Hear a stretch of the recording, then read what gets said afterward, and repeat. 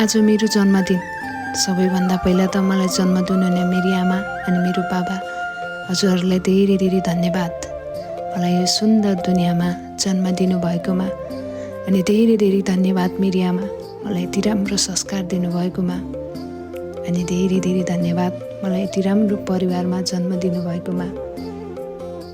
जिन्दगीमा जन्म लिइसकेपछि दुःख कष्ट भन्ने कुरा त आइ नै रहन्छ। बस यो दुःख कष्टलाई हिम्मत गरेर अझै अगाडि बढ्न पाऊँ। भगवानसँग केही प्रार्थना माग्दैन, म खुसी भए नि नभए नि मेरो कारणले कसैलाई दुखी हुन नपरोस्। अनि धेरै धेरै धन्यवाद।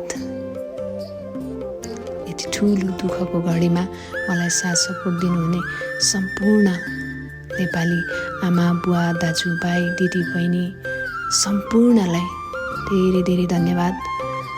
यस्तै माया आशीर्वाद सधैँ पाइरहँ।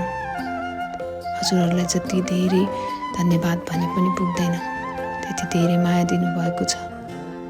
बस जानी नजानी अन्जानमै गल्ती भएकै छ भने पनि माफ गरिदिनु होला। बस अझै पनि मलाई सही बाटो देखाइदिनु होला। यस्तै माया दिइराख्नु होला।